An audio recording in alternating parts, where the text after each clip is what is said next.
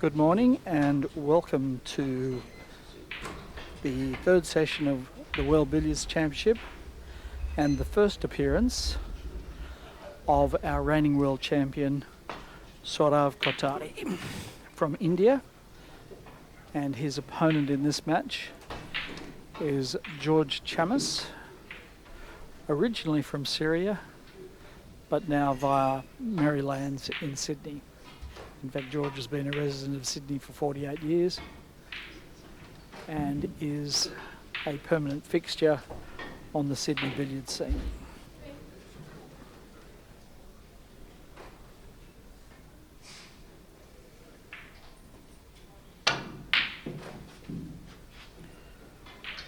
Sourav won this championship last year in Leeds in heroic fashion, coming from behind to defeat David Corsier, who you would have seen appear last night as the winner of the World Open Championship, and Peter Gilchrist.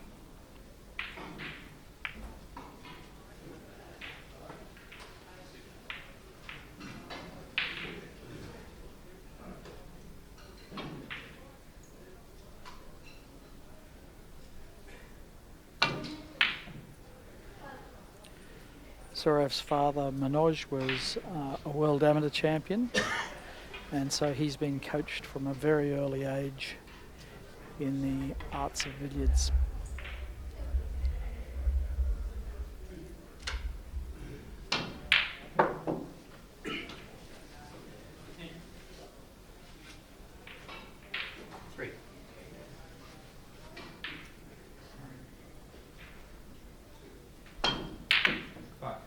The referee for this match is Kane Chigwidden.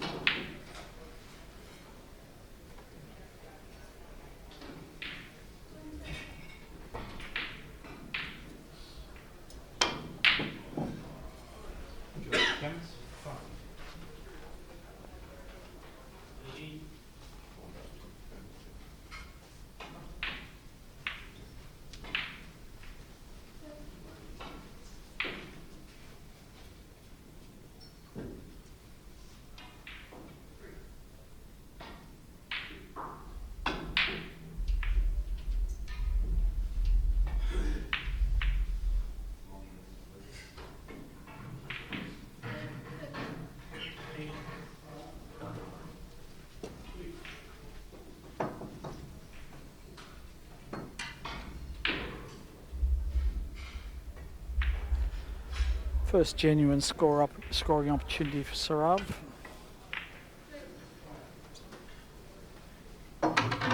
So he's trying to figure out a cannon coming back. Not easy. Very close to the cushion.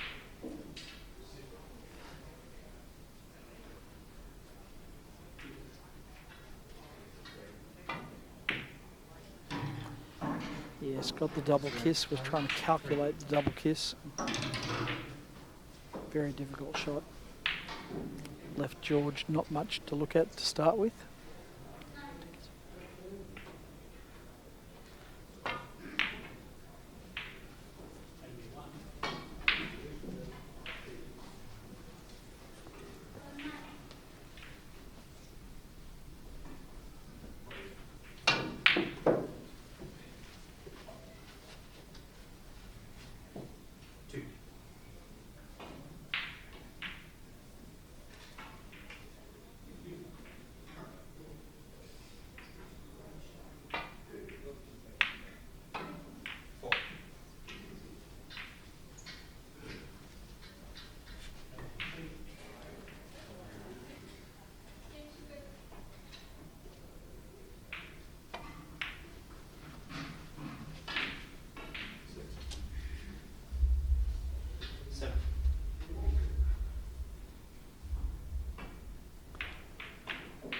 I believe Manoj is here in an official capacity as Indian team manager.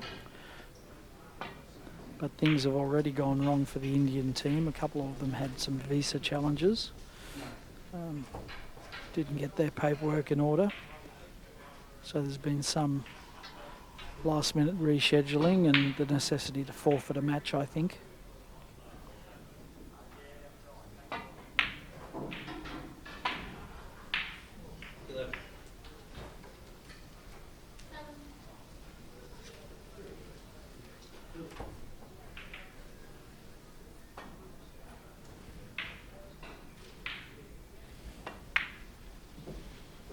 Good pot, sitting the cross loser line. Maybe a whiff of check on this.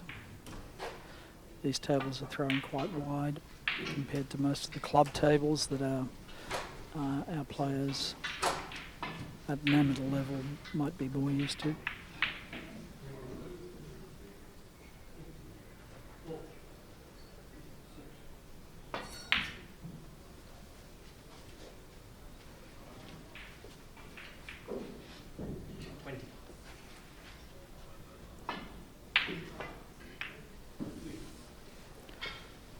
So just setting up a loser position, he'll try and bring that out to the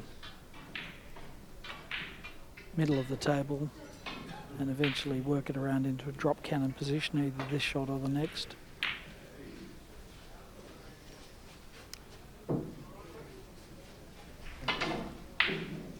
Almost in no man's land there, but I think he can just squeak into the middle pocket.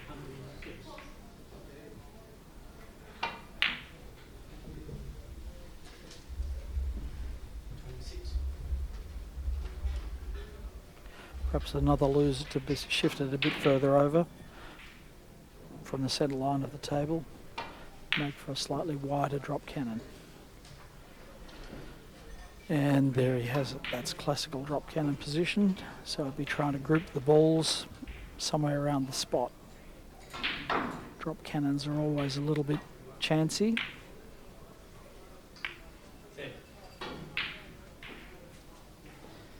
Doesn't have them tight yet. He wants that opponent's ball behind the spot.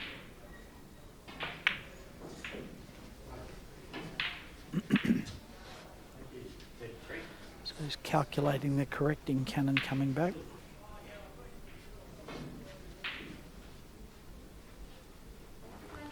So pot red is looking at the line that he wants. He doesn't have an awful lot of room to play with the red pot.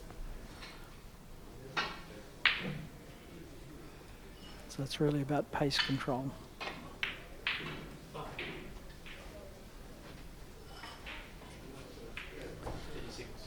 So push the yellow down behind the spot and make a good contact with the red to leave the red pot. 38. Like so.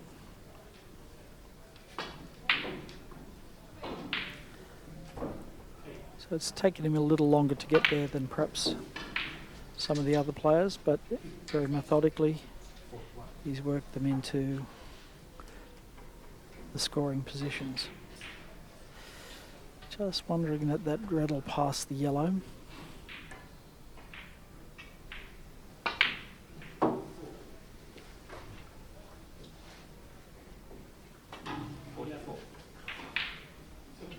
A fine flick required here. 46. He's got a very disciplined stance and action. And he is in fact a dual snooker and billiards player. In fact won the Pacific International Snooker here in Melbourne in June, defeating some of the local fancied snooker players. And it is a very technical and precise action that he has. Raises the hand to George. George acknowledges it, but won't be happy.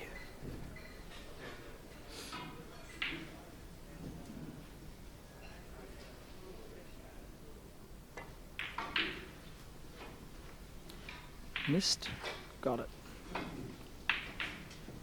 56.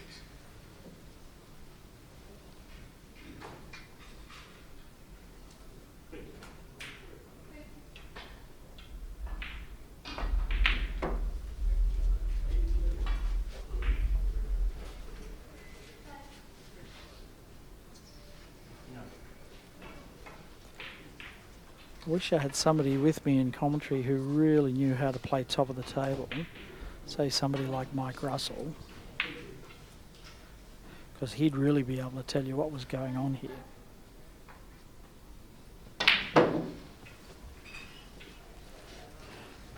I'm teasing. Mike's actually sitting next to me at the moment and enjoying the live feed.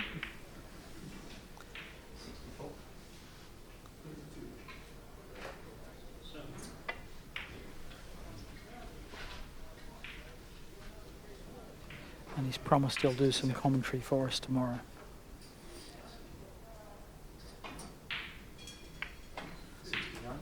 We might have to have an interpreter for his Middlesbrough accent.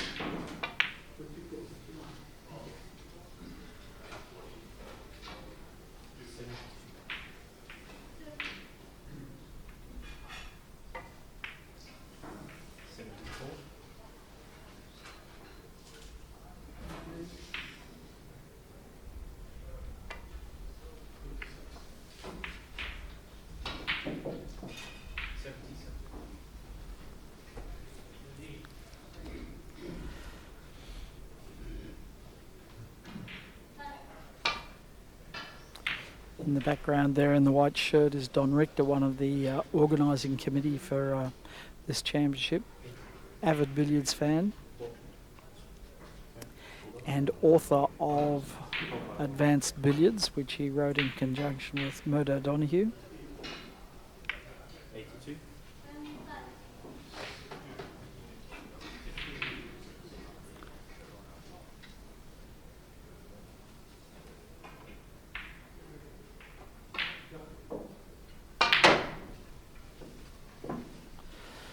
That's gone wrong, but fortunately the yellow is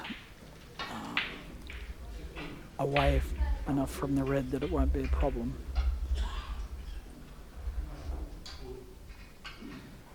It did actually count as a baulk-line crossing, although the ball went into the pocket and didn't come back out. It did fulfil the requirements of crossing the baulk line from the spot end of the table.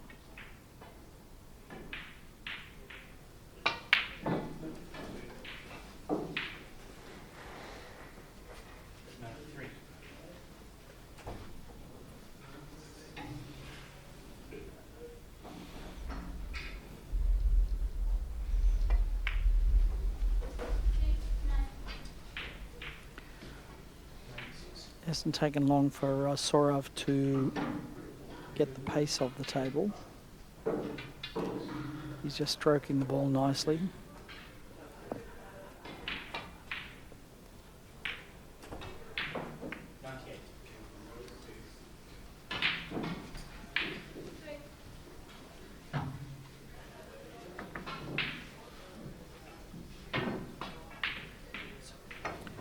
Thinks about the rest, thinks again. Goes for his short extension instead.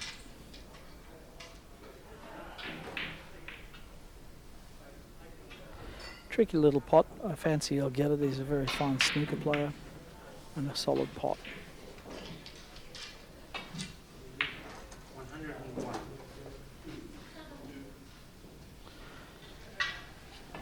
Sourav has really been in the top 10 amongst billiards players for quite a long time now. And I think in the last season he's broken through to be considered to be in the top 5 players. And is the reigning world champion.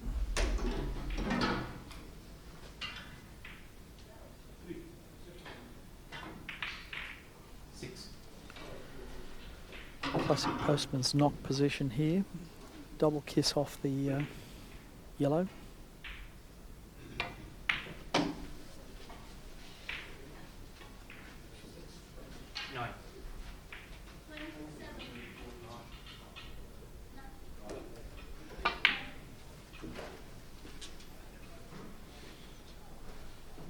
Just screwed that back a little ways so that he was using the circumference of the balls to change the angle.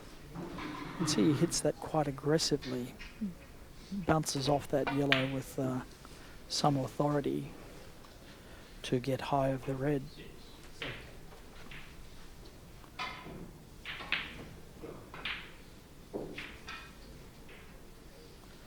He has to get a reasonably precise angle with either a screw or a stun. Screw shot here.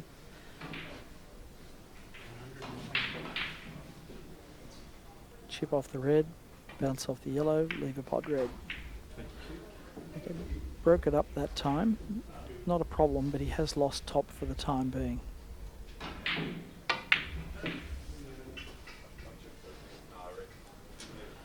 But has the opportunity to get it straight back with reverse drop cannon position, so he really needs to keep the red close to the pocket and make the cannon softly.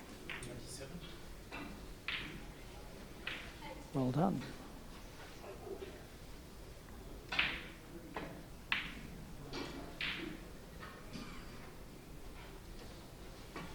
Concerned he might be pushing the yellow a bit too far here.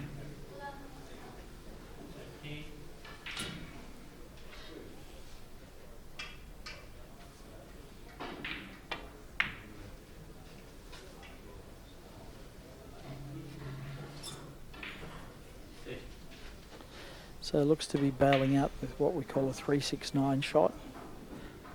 So that was the first three.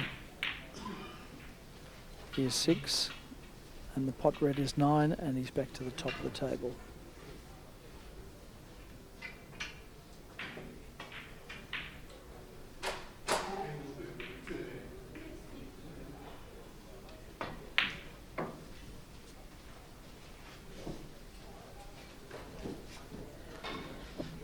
Lovely pace control, and you'll see many of the players prefer to bounce the ball off the cushion. They can make the pot a little bit more firmly that way, rather than try and dolly it in and hold the line for the next red pot. So, yeah. Underneath the yellow now, kick it back up. Kick it back up to the straight line running a lot, across the spot. Come up high of that line, and then push the yellow back below the line.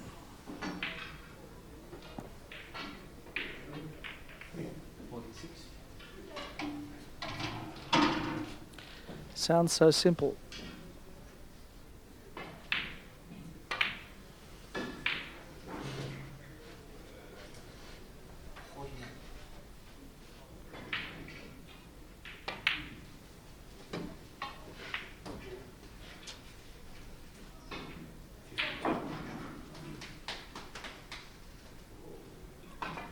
Check side on this, you can see the spins. Dan's camera work is excellent on this, up close. You can see all the subtlety of what's happening with the balls. And these spotted balls have just been a revelation for both aspiring players and spectators. All the secrets are revealed.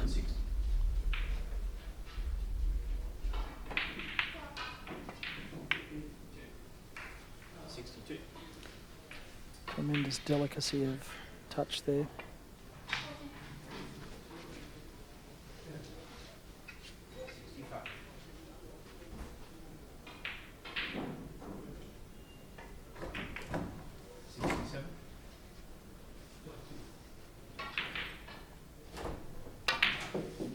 The best players make this game look so simple.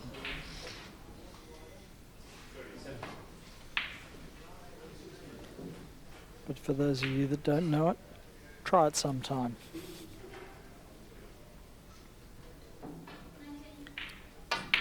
This is decades of diligence and late nights and early mornings congealed into making it look simple.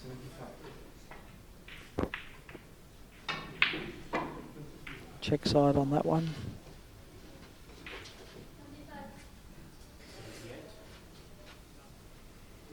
Simple cannon. 180, bulk line warning.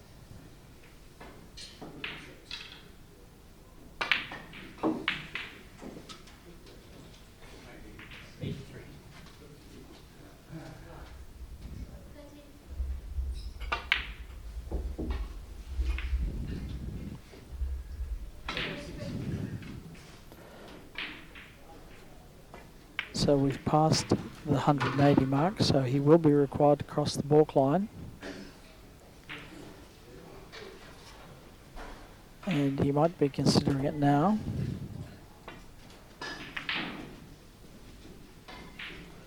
I didn't hear a balk line warning. Did you hear a balk line warning? No.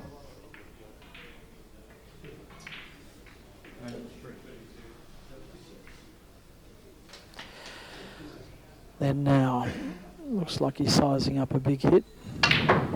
Yep.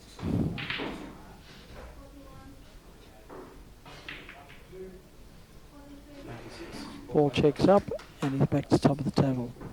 That manoeuvre just makes it a little bit more difficult for the players to hold them at top and creates a little bit more uncertainty in what they're doing. The best players can accommodate it. 201. So here we are. 200 break in the opening skirmish.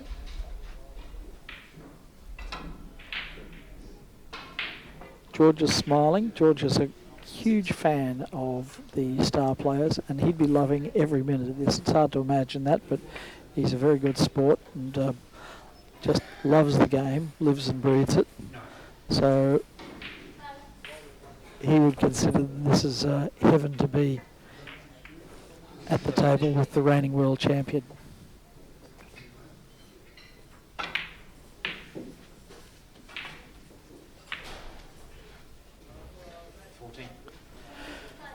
George looks across to his wife Phoebe, who's watching from the stands.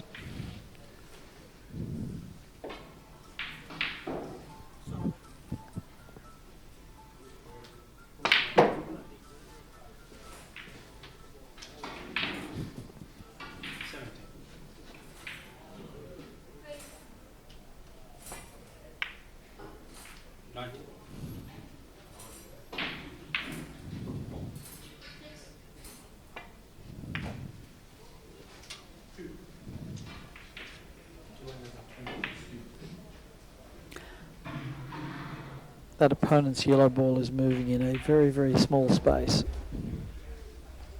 And that's how he's keeping control.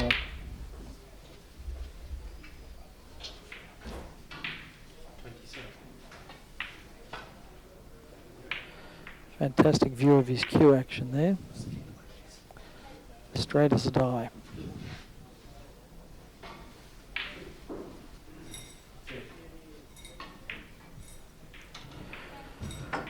Wisely asked the referee Kane to clease the ball, which gives him a little bit of a mental break as well as ensuring that he doesn't get a kick.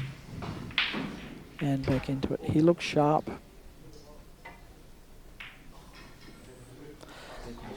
And as soon as I say that, the curse of the commentator, that's a cover. Shake of the head. Looking at the plant to pot the red with the yellow. No, I'm wrong there. The run through.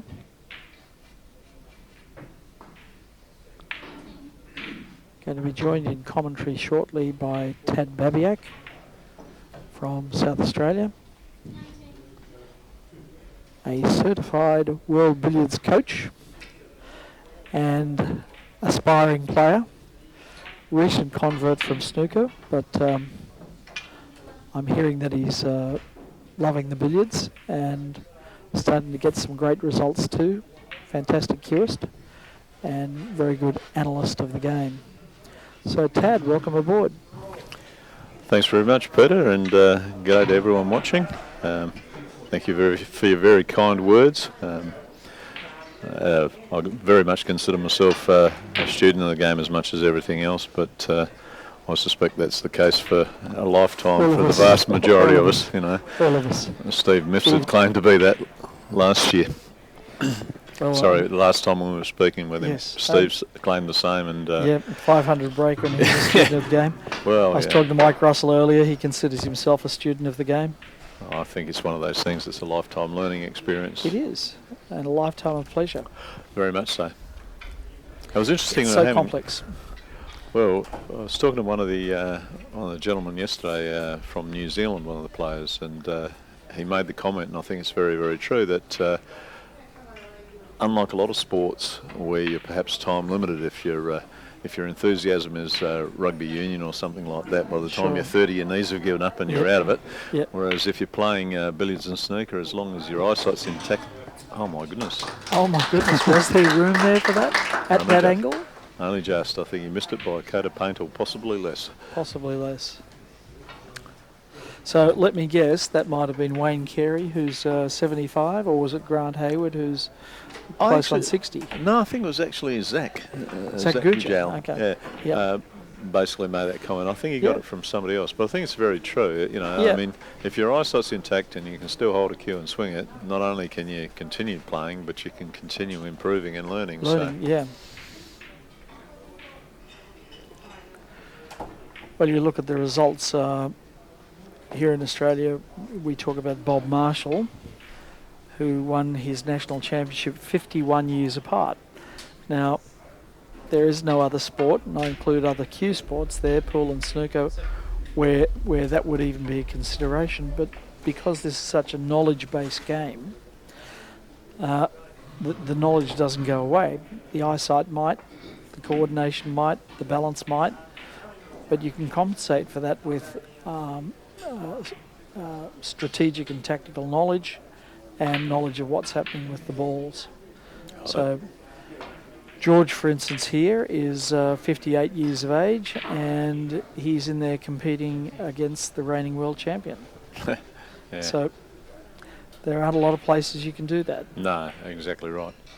At the other end of the scale here, we've had young Josh Hands playing in the warm-up tournament at 13 years old.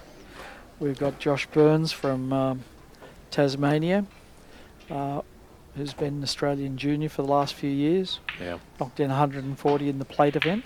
Yep. Not a lot of plate events where somebody knocks in 140. Well, I believe he made a 190 break in some of the pennant matches in Tasmania recently as well. And he made a 245 last year. He's a good young player.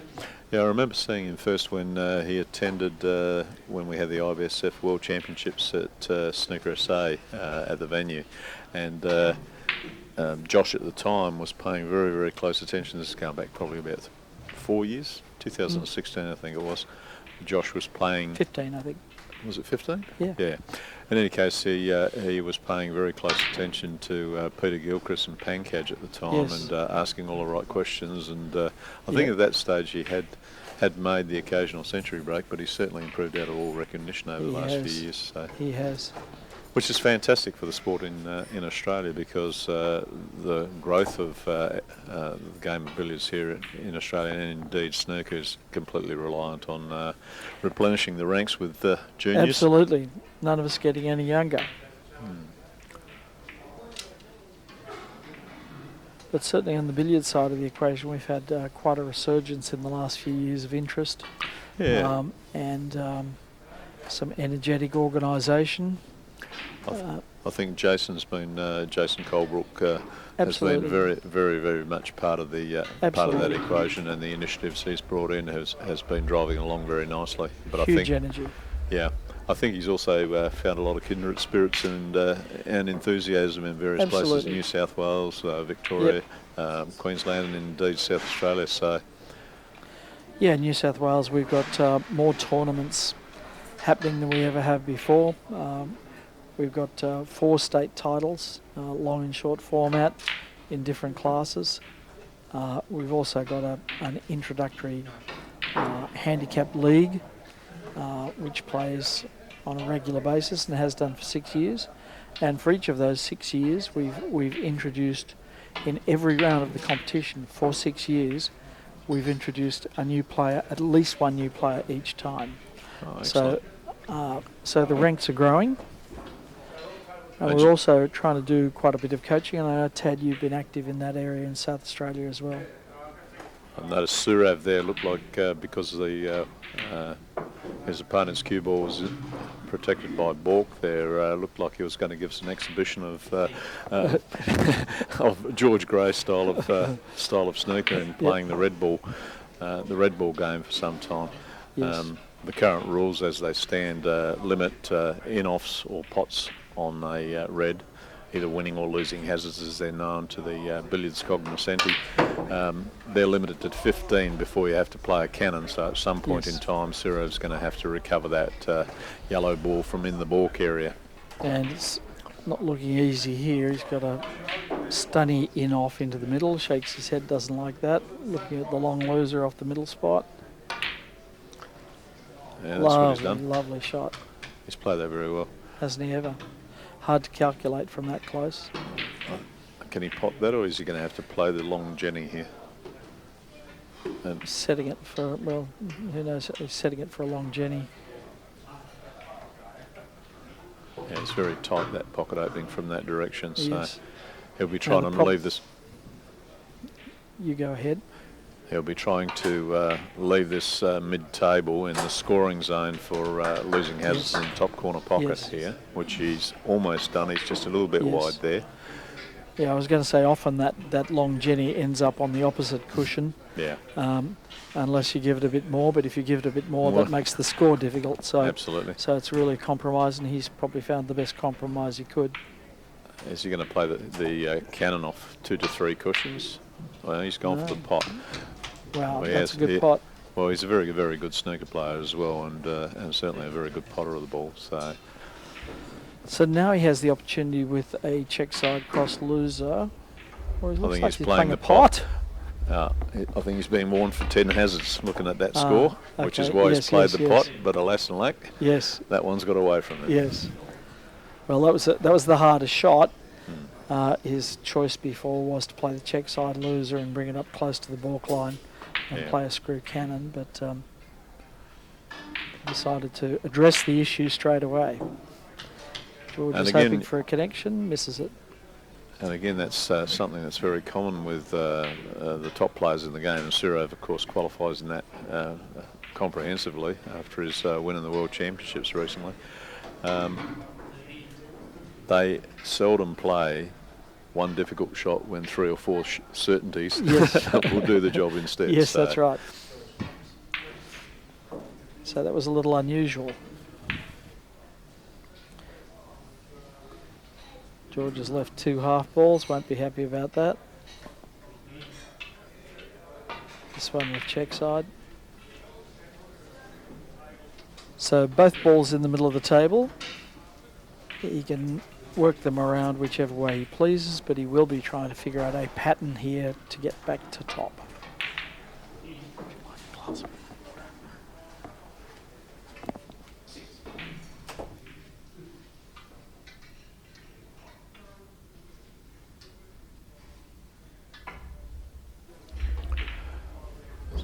Sourav's managed to place the red in position so he can play the slow drop cannon, pushing the white closer towards the spot and leaving the pot red in the top corner pocket. If he doesn't like the angle on the pot red, he'll either play a run through in off or possibly a thin in off. But again, given that he's such a strong potter of the ball, no problem with that whatsoever. Ideally, he would have liked to have left himself just a little bit higher so he could play the cannon and push the white behind the spot for a better top of the table position. But because he left it a bit short, he's played to leave the white back in the scoring zone and leave the in-off red to get himself back in hand. That one wobbled a little bit, but managed to find the pocket nevertheless. But he won't necessarily be pleased with the positioning of the red where it's ended up. That's outside the scoring zone normally, and probably even outside the region of a short Jenny, just looking at it on the TV screen.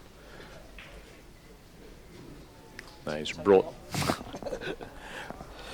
Didn't take long for him to fix the situation, though, did it?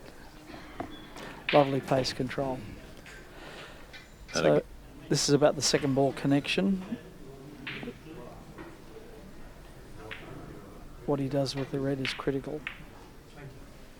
So opts to bunt it out to the middle of the table.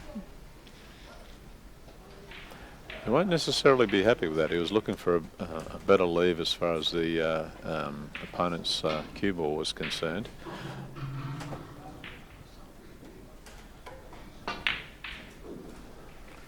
But no they problem. say that all of billiards is a recovery shot after a recovery shot. More so in some people's games than others, I suspect. And we're never totally in control.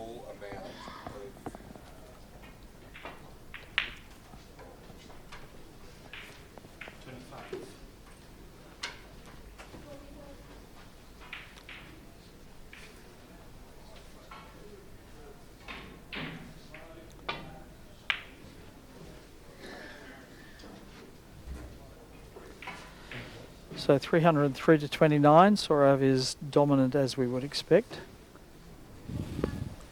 Calculating whether he can fit his ball in underneath the yellow. Needs to knock it away from the pocket.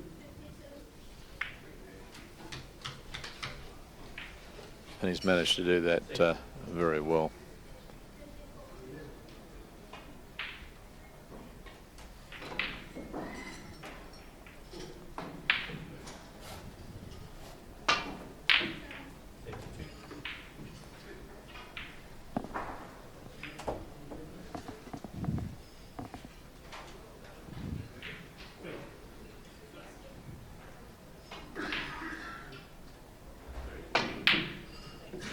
Unfortunate situation with forcing shots is quite often it's very easy to lose that ideal positional control of the balls. Particularly on a cloth that you're not familiar with, as he isn't there. So in the background there, we've got George's wife Phoebe and Joe Manici, 14 times New South Wales billiards champion.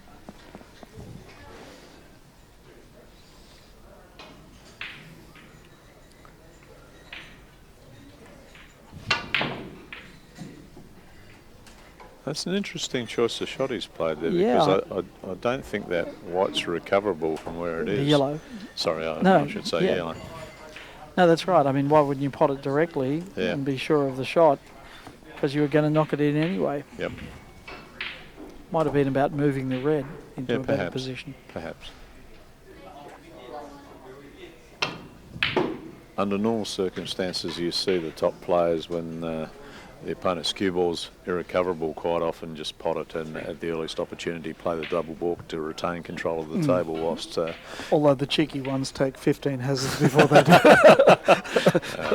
yeah, you have to be extremely extremely confident with your hazard play to do that. But of course, Yes. these guys are absolutely first class at hazard players, as they are at most facets of the Yes. game. So Little stun cannon here.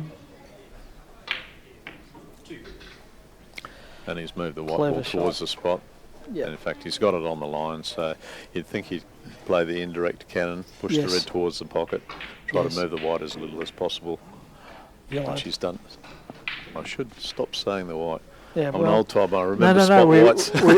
whites. We all do that. We all do that because goodness. originally the game was played with two white balls. I'm actually with a spot. colourblind. But interestingly, the spot on the original balls, which was made of ivory, was in fact the vein that ran through the elephant's tusk that they filled with a piece of ebony. Yes. So all the balls had a spot.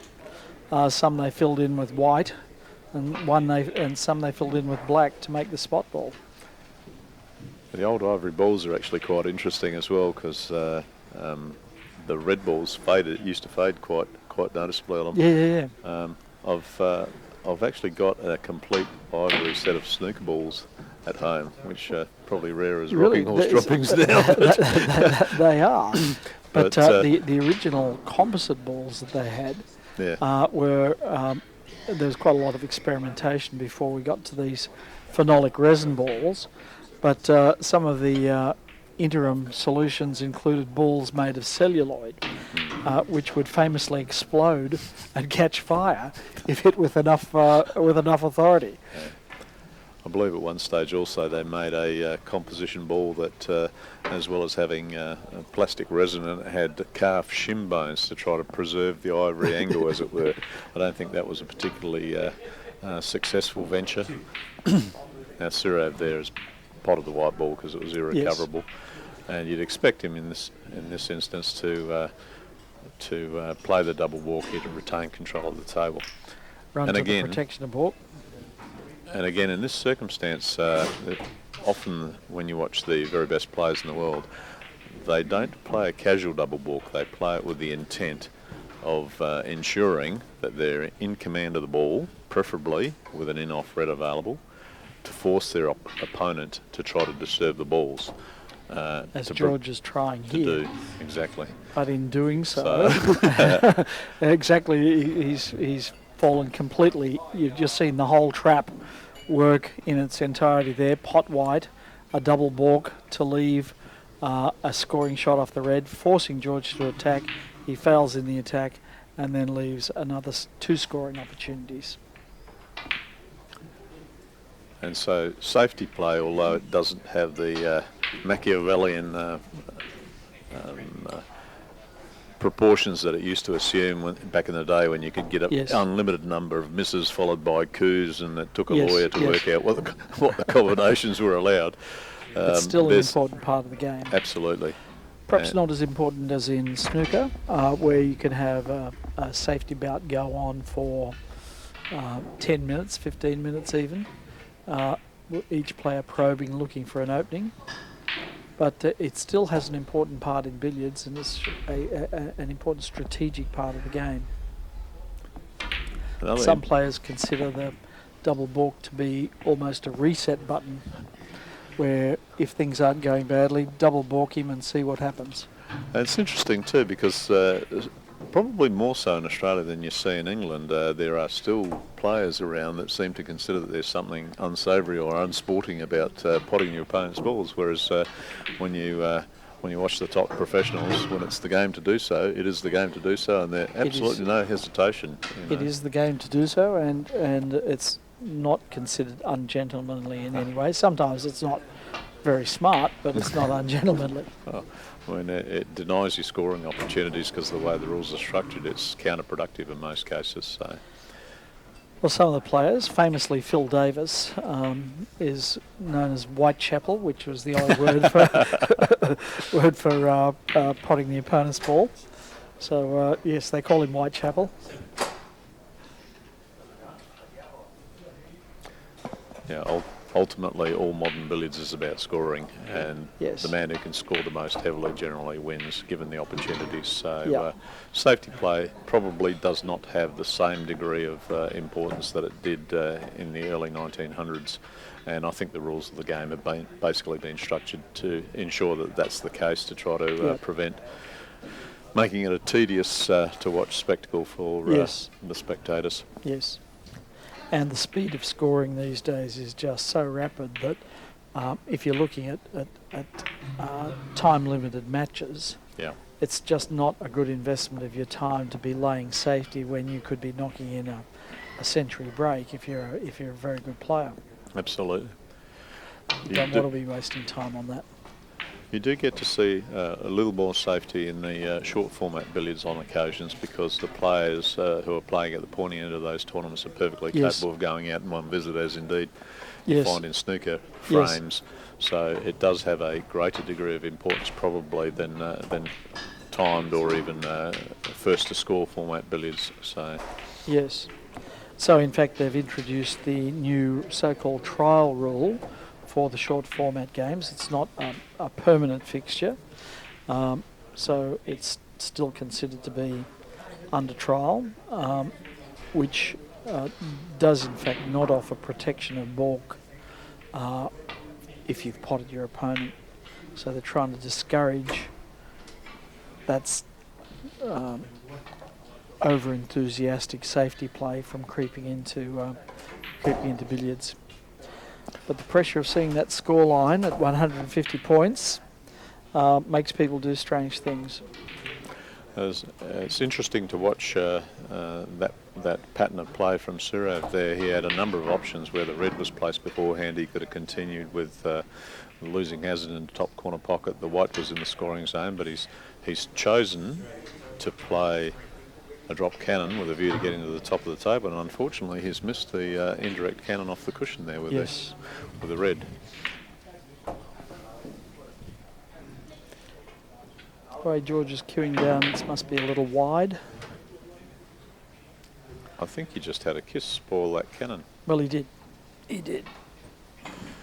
And And Sourav at the moment is well in command of this game with a very, very commanding 10-1 lead. And 45 minutes, pretty much half time. It appears he's potted the pink. In fact, it's Sorry, he's potted. What am I saying? Snooker player came to the fore.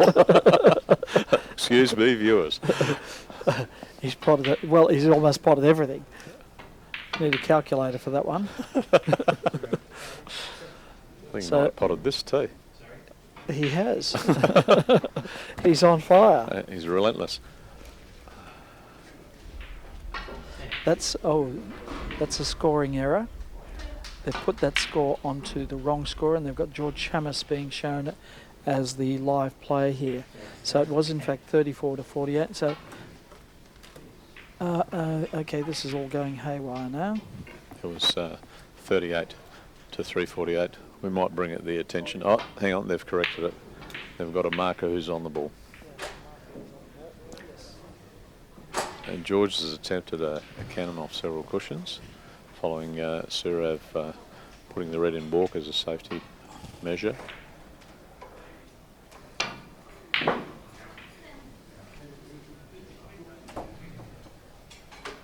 I think Sourav was trying to bring the white ball further up the table there. He was to get him off that. Now he's got 3 or 4 shots before he gets another clean look at that yellow there.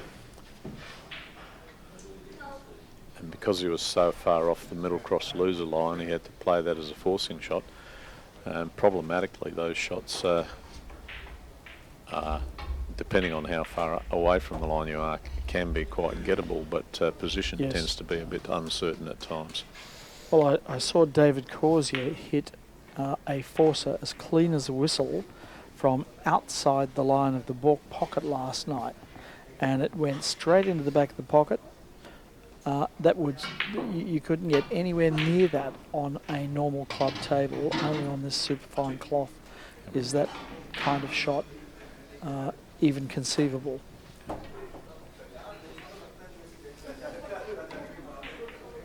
Yeah, I mentioned yesterday when he played Joe Manici, Joe was quite amazed that when Dave switched from the conditions at Yarraville to the superfine cloths they've got installed here at the RACV, he just kicked into gear instantaneously. I think he made a 300 break at his first visit.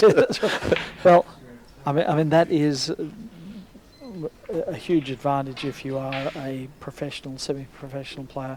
You're travelling around doing this constantly. You see a lot of new cloths. You see a lot of different conditions in clubs, and being able to accommodate is an important part of the game. It's undoubtedly true. The best players are the ones who also adapt best to the conditions. Yes. This was my first opportunity to play on the Strawn number 10 superfine cloth, and it's certainly very different, particularly for billiards. The throw-off or squirt, as it's referred to, is quite noticeable on these cloths compared to what even the 30-ounce Strawns that we typically played snooker championships on play totally different. And the throw of the white ball in losing hazard play also tends to be somewhat wider. Yes. The location of the red ball where George had it there, I'm quite surprised he played it like that, because if you don't actually get the 6th shot, it quite often gets tangled up in the jaws, and it's a bit speculative where the red ball ends. So trying to bring it around He's to managed near the to red. wall it in. He'll be recovering the red as soon as he possibly can. Do you think he'll push it behind the spot and play the cushion cannon to try to leave himself top of the I think table? he'll be focused on the red, really, to try and get that into a scoring position. Well, that's what he's played, but none of it's worked out. Got inside the red.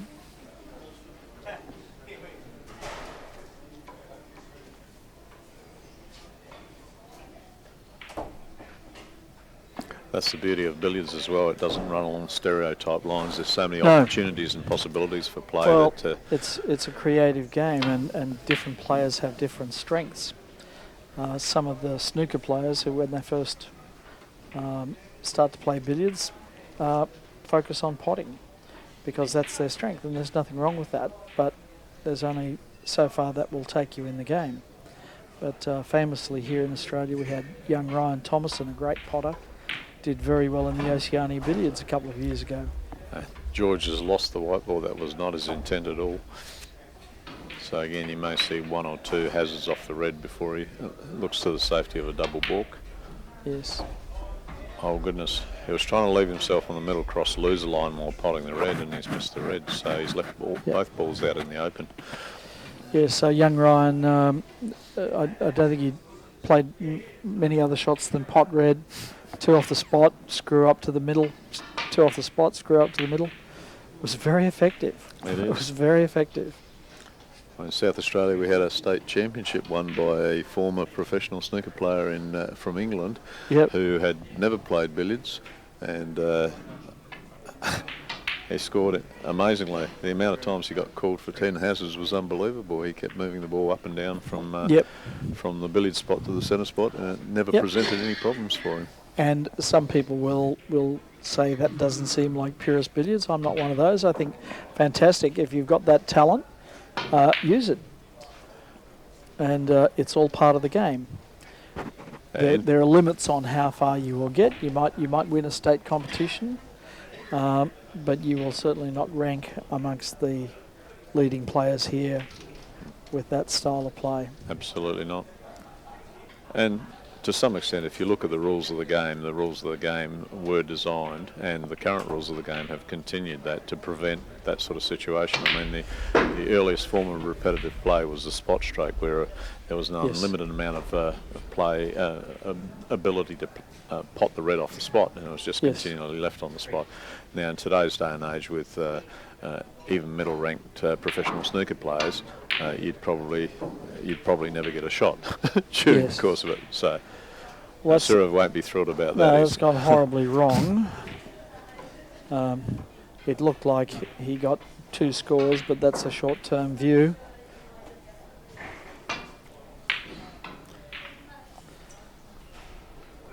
Got another one. No, it stayed out. He played that in such a way that he had about 3 or 4 opportunities to score there. There was, because the yellow ball was so close to the corner of the pocket there, he could have scored the cannon off about 3 or 4 different ways, depending on which cushions came into play, and failing that could also have gone in off. As it turned out, he's achieved none of the above.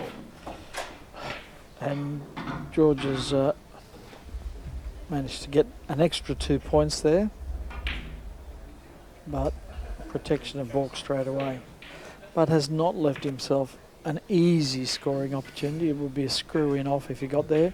So because he hasn't left himself an easy scoring opportunity, Sourav said, go try, and just pushed his ball out to outside the scoring zone.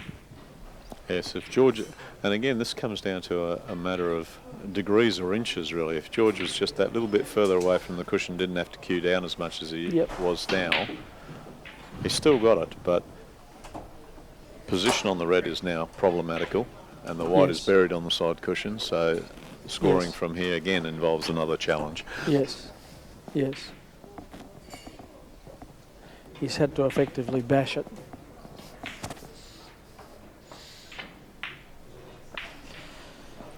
Might see a little bout of safety play here. Yes, discretion's the better part of valour. Well, I watched Sourav and Robbie Kothari have a 20-minute safety battle at Yarraville at Yarraville a few years ago in the old room.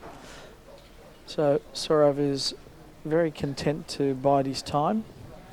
Well, he's got all the time in the world, and he's leading he has all the time in the world by 300 points. So it's George that needs to make things happen.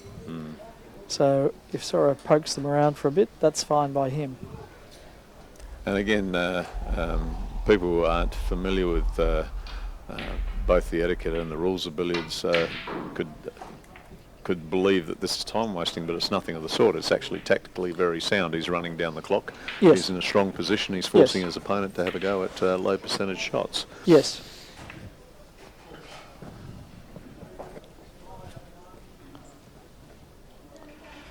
So George is having to size up something he doesn't like.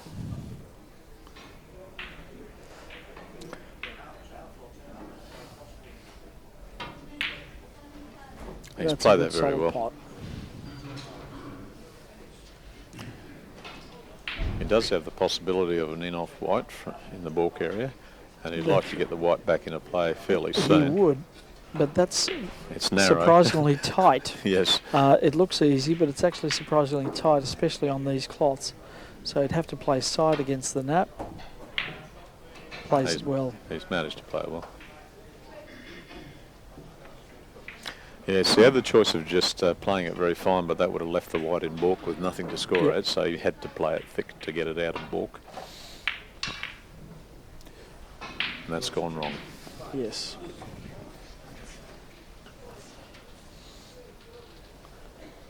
George smiles, shakes his head. That was always a danger. Yes, that also has gone wrong. Now Sourav straight into the protection of balk. Let's see if he leaves himself a scoring shot. I think that's slightly easier than what George was facing Yes, earlier. he's off the cushion. He can get his Q-tip to the bottom of the ball. So, but George still says, have a go. Doesn't want to try and disturb them.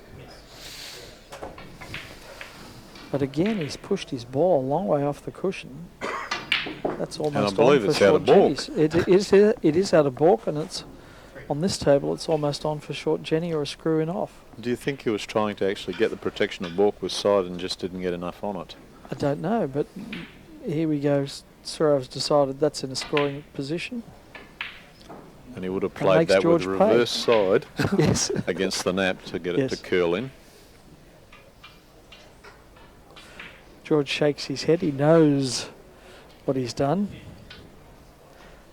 This often happens when you fall behind. You get confused and a bit befuddled as to what's going wrong, and the clarity of thought deserts you. Now Sourav's played an interesting two-shot combination there. He deliberately pushed the white behind the spot, but kept both balls ahead of him to be able to play this Yes. small cannon to then get himself into perfect position for top of the table. Yes. He's chipped it fine to come over this side because that's the side that the yellow ball is on. This is almost perfect top of the table position. Almost one ball width out from the centre line of the table for his opponent's ball and in close. So for those of you who haven't seen a lot of top of the table, watch the position of the yellow ball go up and down, ideally up and down a straight line behind that ball. Just grazes that, the finest of grazes. So on this side of the table, when he's on this side of the table, he wants to play down onto the yellow. From the other side of the table, he wants to play underneath the yellow. He'll be coming on and off the cushion here to improve the Yep. angle, which he's done. Often if they leave themselves absolutely dead straight, you'll see them play a very, very soft screw and leave the white ball very close to the red, which Yes. allows them to manoeuvre the ball without... the closer they leave themselves to the red, the more possibility they have of manoeuvring the ball without doing anything extravagant. So drops down onto it from this side, kicks it up from the other side. He's now kicked it so close to the cushion that it's harder to get in behind it. Often in these circumstances, you'll see them play a shot where they cannon the... Kick it up to level with the red. Yeah, indeed. You also see on occasions This that one's the they'll play a shot where they actually push the yellow deliberately on and off the cushion This one here. while leaving themselves low Yes. with So a view to that's, bringing it back. that's what we might describe as a high cannon, where they come up very high and put chip the red fine and put most of the cue ball energy into the contact with the opponent's ball and bring it on and off the cushion. And as you alluded to earlier, he's now in a position to push it back towards the line. So play check side here and we'll play the correcting cannon coming back. Yes. He's done exactly that. Now the yellow ball has strayed a little bit further away from the red than ideally he'd like, so he'd like to rectify that at some point in time. So you might see another Just here. two-shot combination here where he comes up and just nudges the yellow with a view From behind. from behind,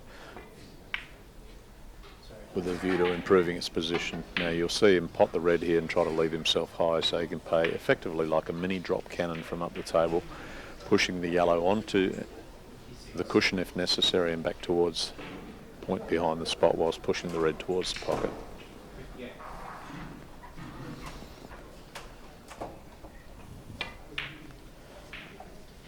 The way we're talking, it almost sounds like we could do this.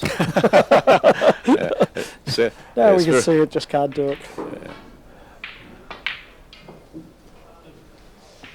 I'm like a dog watching television. I know there's something going on, I'm not sure what. Until another dog appears. Then you understand. Indeed. It's like us with the missus, I suppose. Oh, now I know what's going on. He missed.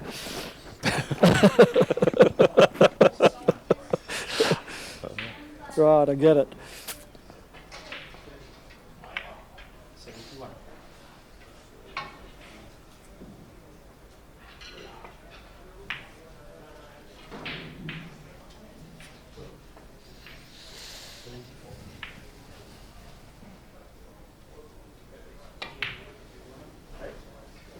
I noticed that quite a number of the Indian players are perfectly content to play the postman's knock variant at the top of the table as well.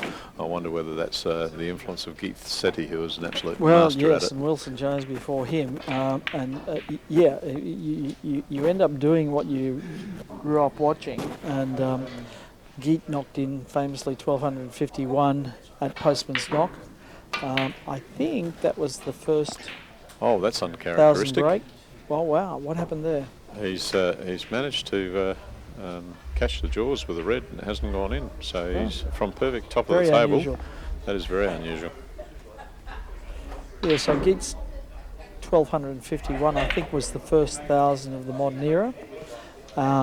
And that would have had a big influence on Was it on Geet the or Michael players? Ferreira? Geet. Geet was the first, was he? Geet, I think. Michael Ferreira might have had one, Yeah, but certainly I can't Geet's remember. 1251 Yep. was the largest of the, at the time, Yeah, and definitely. and that would have had a big influence on the players growing up around him, including Sourav and those that followed. Pankaj, all of them would have seen and been absolutely. aware of Geet's proficiency at postman's knock, so you can understand why they're strong at it. Also, Mike Russell, who's been coaching young Edwin Tay, All right. advises that postman's knock's a good place to start to learn top of the table. Yep.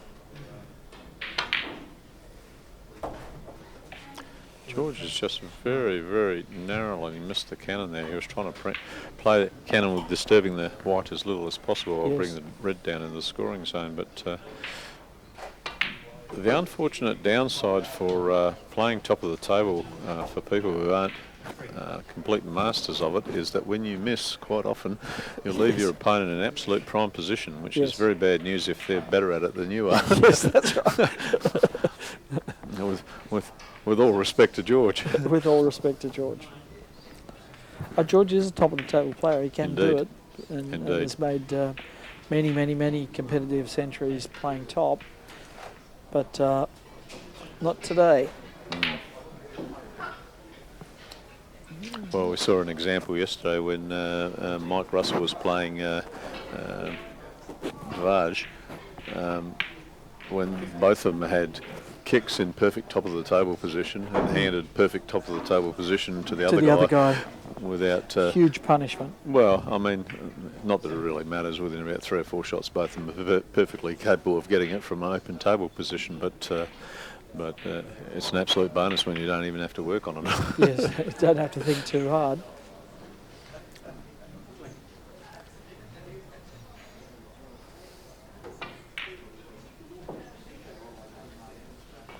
Of course, that's less true if you're playing postman's knock. If you come to the table as the opponent from postman's knock, you're frozen tight in the middle of the back cushion, top cushion.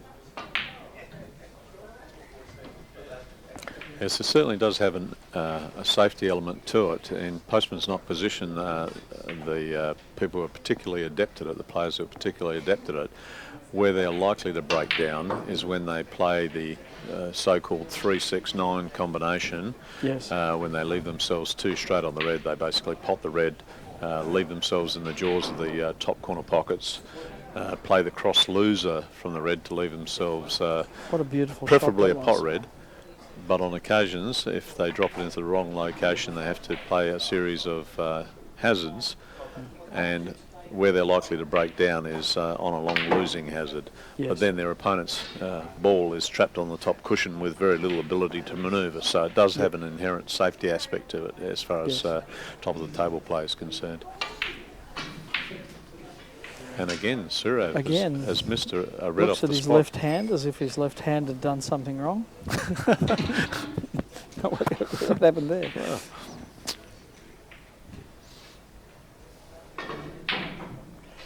And this is just what we were talking about. George doesn't have much to look at here, frozen on the top rail there. It'll be a good shot to score. and he doesn't. just misses it. And when it rains, it pours. He's left. Of course he has. In attempting to play the cannon, he's left a relatively straightforward cannon with the prospects of a continuation, although he hasn't That's played all that worked. well. It's all You- worked. No, it hasn't been brilliant, but it's worked out. I was going to say you wouldn't expect Sourav to miss this, but he's surprised us on a couple of occasions. Yes. And here's an example. He's left himself in the jaws of the pocket for the 3-6-9 combination. You'd imagine he'd play Needs the to dodge cross that loser. yellow. Needs I the think red to miss the yellow, which it does. Does. Comes up. So he's got two half balls here. Chooses the back ball. Bob Marshall always used to say, play the back ball and see what happens. It'd be interesting to see if he plays the direct method top of the table. The red's well placed for a pot, so it's quite likely he's going to try to Can he get there fine with side to... Well, he could do it now, but he may take. He it's looks like he's another going one. to take a couple of easy shots and make sure of it rather than do something extravagant with Yes. one. So Okay, so now he's got just a marginally better position. He might try and improve it a little more. And bring no, it. he's played it there, He's played it here. Okay, that's good. and the red's well placed. He's Beautifully adjacent. positioned. May screw over to this side of the table. It's- No, he thinks it fits past, so that's okay. Or he can play the recovery cannon coming back up. 70.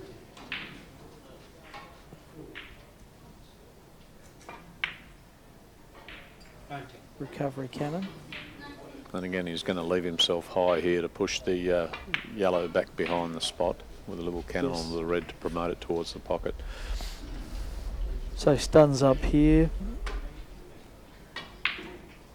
On and off the cushion. Peter And Gilchrist. There we have it. Peter Gilchrist occasionally plays a variation of that where he plays it as a soft cannon, pushes the yellow onto the cushion. The yellow comes back up and knocks his white back out Yes, into I've position. seen that. Isn't that gorgeous? It is. It's a That's lovely such shot a to pretty, watch. pretty little shot, the double Yeah. kiss one. It's a lovely shot to watch. Yeah.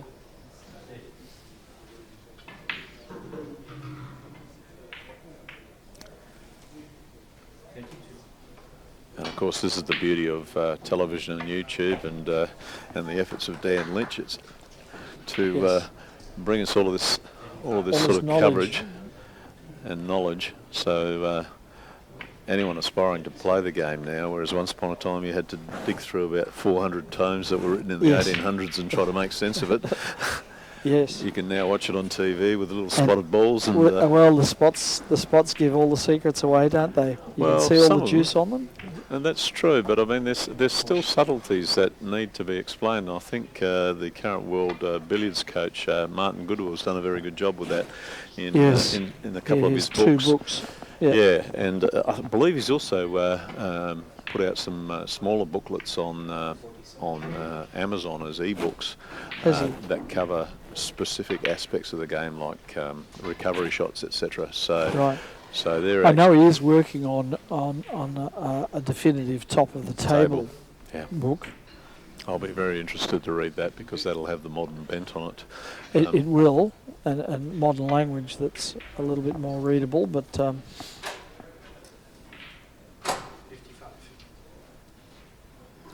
But seeing is still the best way of learning. it is. 57. And doing. Mm. Seeing and doing. Well, otherwise you can just pass multiple choice questionnaires on it.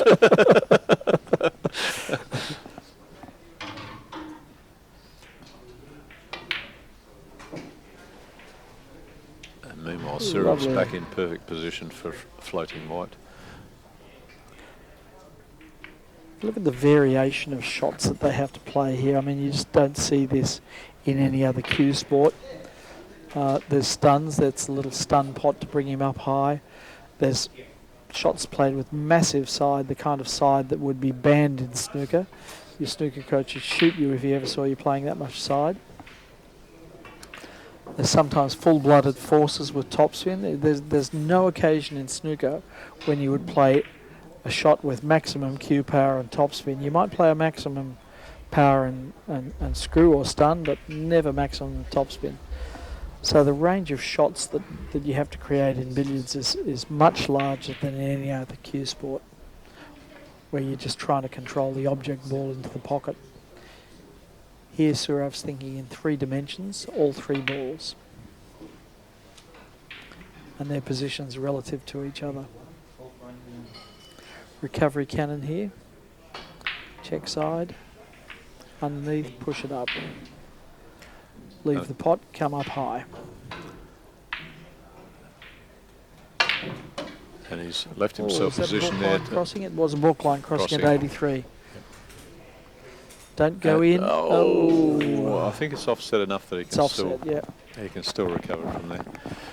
Which is the beauty of floating white compared to postman's knock.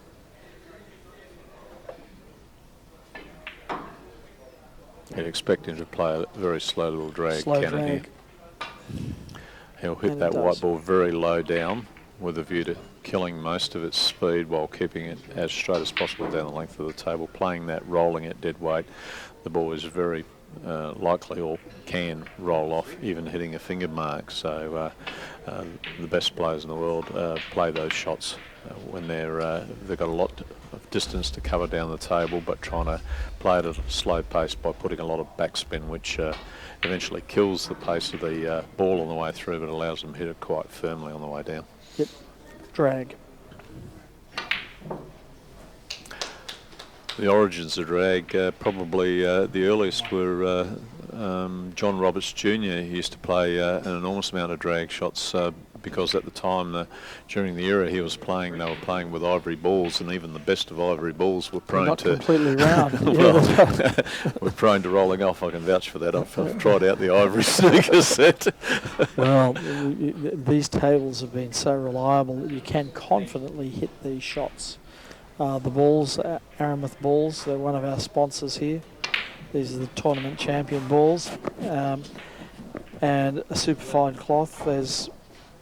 I haven't found a roll yet. I've heard some players have found a tiny roll on some tables, but I've played a few completely dead weight shots and they've gone straight as a die. 16. And while we've been speaking of other things, Sourav has, with no fuss whatsoever, managed to get past the 100 mark, and Yes. no sign of let up here. So No, or disinterest. 16 minutes left.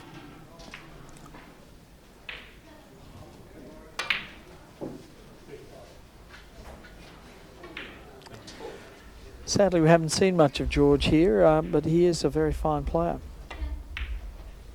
indeed, he made the. I believe he made the last 16 in the Open tournament as well. I think he was put out by Robert Hall in the last Was he? 16 yesterday. Yeah.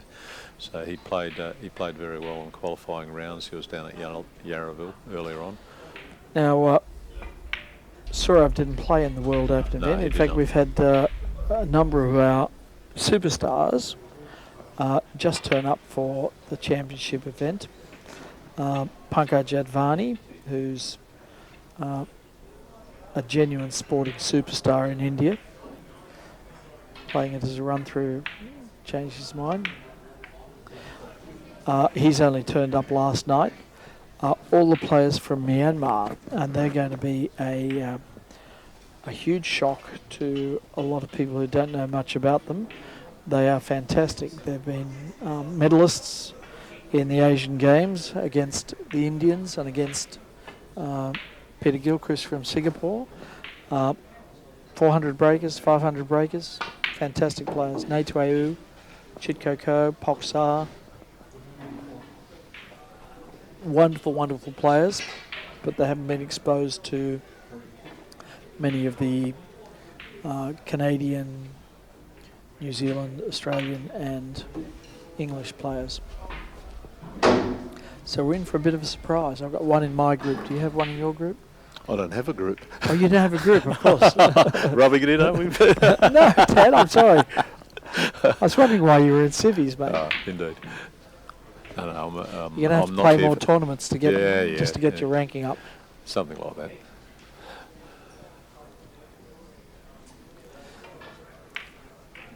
I've been asked that several times this weekend. Well, people see you're such a good player. Oh, no, I wouldn't say that.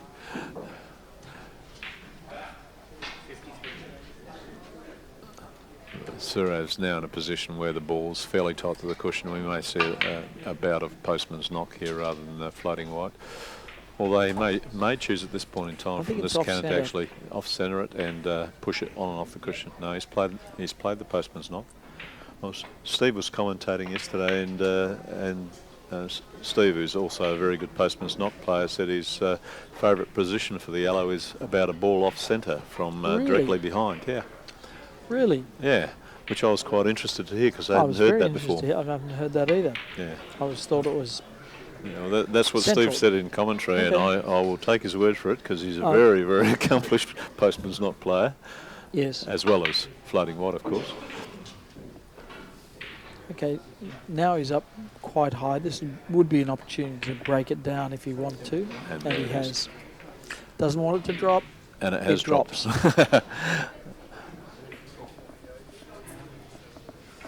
Yeah, and updated score from the other table.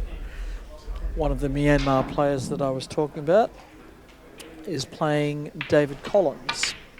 David Collins, 3 times Australian champion, won the Victorian Championship. I think the number is now 280 times, or is it 1.5 million? I can't remember. It's a lot of times. But he is trailing one of these guys I was just talking about, Chitko. Now, Chitko won a silver medal in the Asian Games and has defeated many of the top players here. And so the score there is 348 Chitko, David Collins 227. These guys are going to be a real surprise package. Not one word of English between them, so they travel with their team manager who speaks English and whose name is Dr. Min Nai. So he's colloquially known as Dr. Midnight. Sounds like a DC Comics character, doesn't it? And there was an interesting passage of play there briefly after... Walk line crossing there. After he's done it again. Now this one's harder. This one's much harder. Might even elect to come in from behind. If I had to guess, I think he's going to play it almost full ball with drag to just miss the yellow, drop the red on and off the cushion and just touch the yellow with the cannon. That's my tip. Let's see what happens. Nothing of the sort. I know nothing. That's right. Here we are, a couple of amateurs poking around trying to second guess the world champion. Yeah, exactly.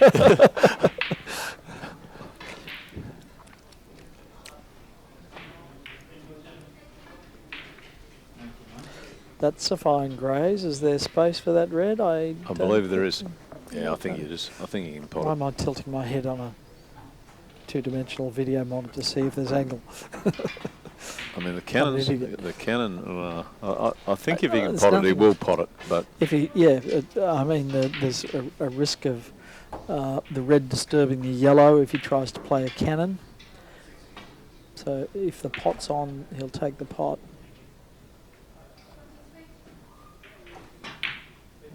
And that's what he's done. Come across for him off the yellow. So he'll push that out into drop cannon position and try and start the whole pattern again. There's an interesting variation on occasions that you'll see. In this case, he's played to place in a drop cannon position, knowing full well that if it didn't arrive there, it was going to arrive within the scoring zone for a long losing hazard into the top corner pocket. In fact, there's almost no risk on that shot, is there? Unless you end up actually touching one of the side cushions. That's about all that can go wrong there. You've got a drop cannon either way, left-hand side or right-hand side, and you've got in-off either way, as long as you're not right on the cushion. Yeah, indeed. So now he's in DC position. The other way you sometimes see players approach that is to push the yellow ball towards the pyramid spot, which leaves them a very straightforward losing hazard from in hand that pushes the white off one or two cushions into the drop cannon position. Funny you should say that. Walter Lindrum was very critical of other players. That was what Walter Lindrum always used to do, and he said, I can't understand. People see me doing that. They get to watch me, so that cannon's been spoiled. End of break at 208. Fantastic break. But Walter used to say, people are crazy. They watch me play to the pink spot all the time, and they never do it. They just thrash at it and hope for the best. The control shot is to do it in two shots, play towards the pyramid spot. And George there has played an Slap interesting my hand, combination. did I say the pink spot? I don't know. I was watching the shot in front of me. I should have said pyramid spot, so Indeed, slap my hand, Ted. Yeah, I won't do that.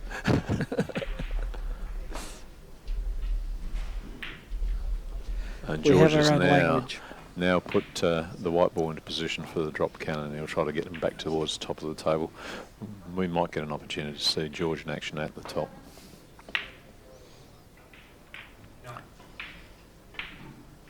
And that is the way That's nasty. and when it rains, it pours. He might just be able to make the cannon.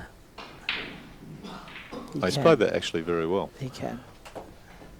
And that, of course, was what Walter was referring to in terms of the fact that the drop cannon can, in fact, turn on you like a black snake when you least expect it.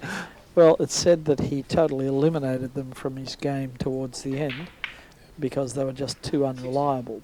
So he would only use the direct method. Yeah. Having said that, as Steve Mifsud pointed out, there are a whole variety of different drop cannons, including little mini drop cannons that are very safe to play. What we're referring to is the drop cannon that generally pushes the first ball off two cushions into the vicinity and company with the second ball. Yeah. And that has the potential on occasions to go wrong. You can get smothered. You can end up with a very unkind leave on occasions from them. Yep. Having said Typically, that, you'll see at amateur level that the cue ball you're playing is in the middle of the rail and the other two balls are 6 inches out from the pockets and too high to get in off. yeah, indeed. It's the classic overhit drop cannon. Yeah. When you watch the professional players, they're extremely, extremely good at it, and by and large, they get very predictable results from the drop cannon. But nevertheless, on occasions, they do go wrong for them as well. So choices here. He's thinking about the screw cannon, but the double kiss could interfere. what's it? You could score easily from a screw cannon, perhaps, but I'm not really sure that it's much of a leave. Exactly. Positionally, it's a bit chancy. Yes, you're pushing balls away from the pockets. Yeah, that's not too bad. Can he actually get in off this, do you think, with a little half-ball screw aside? I think so, yeah. I think it's possible. That's what he's doing. Is he playing the double kiss? No, it must be the screw aside. He's done exactly that. Played it with check side to bring the ball in off the cushion. Again, something that you'll never see in a game of snooker. It's it's one of those little artistic shots that just doesn't exist in snooker. No, that's right. It's called a foul. Or if you're from Canada, a scratch. Yeah, that's a scratch. Right. Indeed. Not sure which one of those he was playing for, or both. Was he playing the 5-shot? He Possibly. may well have been playing the 5-shot. It's unusual in billiards for the 5-shot to actually be the correct shot on occasions. Often you go for the 5-shot and get neither because of a lack of commitment. Well, I had the great pleasure of playing Peter Gilchrist in New Zealand where he intentionally played 5 consecutive 5 shots against me. Sorry, 6 consecutive 5 shots. 30 points in, 30 points in 6 hits. He had the white just high of the spot and made the red as a stun pot, and screwed off the cushion to just touch the ball 6 times in a row. It was just awesome to watch. And this is one of the what we're looking at here is one of the unfortunate aspects of timed billiards. So we're in a situation now where George is trailing Sourav by 600 points. Yes. The match, to all intents and purposes, has been over for about the last 20 minutes or so, but they have to play out time. That's true, but there is still one aspect of the game which is in play, and that is that in terms of seeding, how many points Sourav scores is relevant to the positions when they get into the knockout rounds. And indeed, so he'll still be trying his best. Absolutely, and indeed, George will still be trying his best for exactly the same reasons. So Yes. it's not what you'd call a dead rubber to all intents and purposes at this stage of the game. The result of the match is in no doubt and hasn't been, one could argue, from the first 200 break, but certainly they're still doing their best. And it does at the final stages of the tournament, it does present problems to promoters and television audiences, in the sense that although the time is predictable, the match can be, for all intents and purposes, over well before the time Yes. that the clock runs down.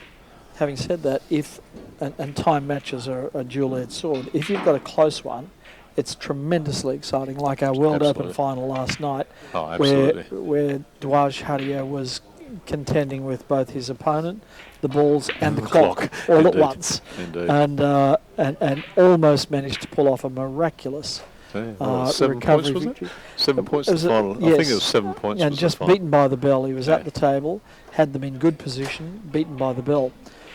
And I think in the last minute or so, unfortunately, he couldn't get the red under control, and he was playing. So he only had the red on the table, I think, from memory. And he played a 4-shot. He actually potted the white and intentionally to just try and hammer the red. Yeah. But what he needed to do was to sit on the spot stroke and play stun pots, because they're quick. But instead, he was forced into playing all-round losers, which take a long time to stop. Absolutely, you can't play it when they're still running, unfortunately. No, they don't let you do that.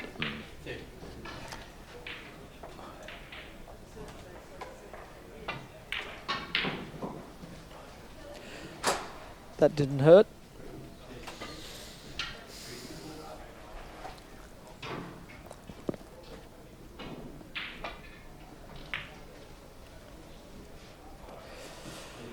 Out into the middle. I was going to say, there's a little example of an in-off he's played to deliberately push the white ball onto the draw to nudge it out into the middle of the table in the scoring zone. He's now dropped the red behind the spot, and he's back in drop cannon position to try to gather him again at the top of the table. Yellow's too far on the cushion to bring it all the way back around to the spot, I think. Oh no, he's managed to do that with side, but not under tight control. Jaw. Oh, he did. Thank you. You could play a little double kiss in off here as a little show shot. Is that far ahead? Minute left. Too disciplined to do that. He's played the cannon and the gathering shot. Could be a little bout of nurseries here. Well, we've seen everything else. Why not? Indeed. Well, he pushed. No, surely not. That would be. Uh-oh. Oh, he's lost it. He's lost the white ball. That's all I right. thought he might have actually pushed the white along, in view of the fact that he's so far in front. I thought he might have pushed the white along behind the spot and played the very thin cannon on the red. Lined it up straight for a straight stun pot. And it just goes to show you, even the world champion can miss a long straight pot. Yep. Long straight pots. Fantastic test of cueing, Indeed. which many of us will fail. Even Ronnie and Neil Robertson.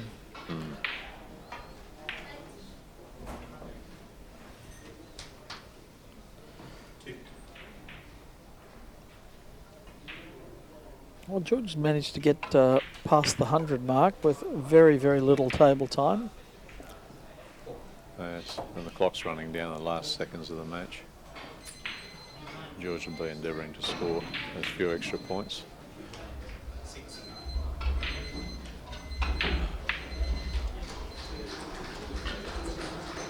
Does he need to use the cushion here? I think the clock's run out. It has. Well, thank you, Tad. Thank you, Dan. Thank you very much, Dan. We'll talk again later. Thank you, Thank you, viewers. Peter.